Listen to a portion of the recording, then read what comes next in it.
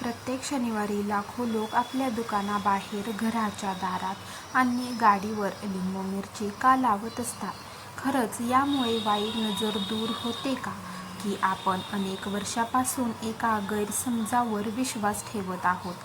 जर लिंबू मिरचीमध्ये एवढीच शक्ती असेल तर प्रत्येकाच्या आयुष्यातील संकटे एका क्षणात का दूर होत नाही?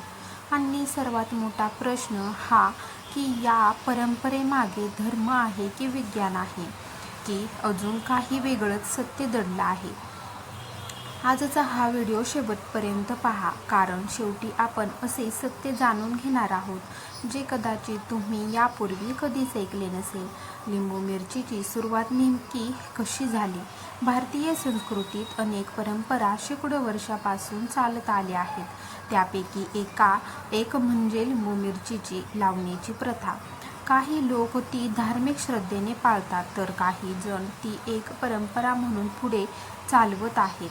परंतु या प्रथेचा उगम नेमका कसा झाला, या शब्दाबद्दल वेगवेगळ्या कथा आणि समजुती आहेत. कोणतीही एकच कथा सर्वसामान्य नाही. धार्मिक श्रद्धा काय सांगते? अनेकांच्या श्रद्धेनुसार लिंबू आणि मिरची नकारात्मक शक्ती किंवा वाईट नजरेपासून संरक्षणाचे प्रतीक मानले जाते. नवीन कामाची सुरुवात करताना ही कृती शुभ मानली जाते. श्रद्धा ही प्रत्येकाची वैयक्तिक बाब आहे आणि तिचा आदर राखला पाहिजे. विज्ञानाचा दृष्टिकोन पाहूया. आजपर्यंत लिंबू मिरची लावल्याने नशीब बदलले किंवा अदृश्य शक्ती दूर होते याचा ठोस वैज्ञानिक पुरावा उपलब्ध नाही. काही संशोधकांच्या मते पूर्वी लिंबाचा सुगंध आणि मिरचीतील नैसर्गिक घटकांमुळे काही कीटक दूर राहत होते. त्यामुळे या वस्तूंचा व्यावहारिक उपयोग झाला असण्याची शक्यता व्यक्त केली जाते. लोकांना फायदा झाल्यासारखे का वाटते? जेव्हा आपण एखादी गोष्ट श्रद्धेने करतो तेव्हा आपला आत्मविश्वास वाढू शकतो.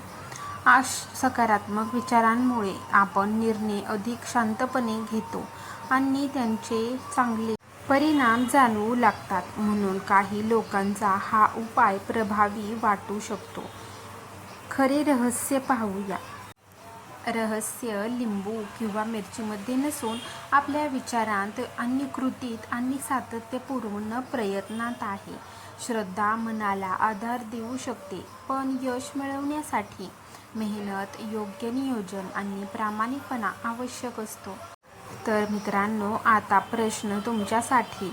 तुमच्या मते लिंबू मिरची ही श्रद्धा आहे, परंपरा आहे, की तिच्या मागे दुसरे काही कारण आहे? तुमचे मत कमेंटमध्ये नक्की लिहा. व्हिडिओ आवडला असेल तर लाईक करा, शेअर करा आणि अशाच माहितीपूर्ण मराठी व्हिडिओंसाठी चॅनलला सबस्क्राईब करायला विसरू नका. धन्यवाद.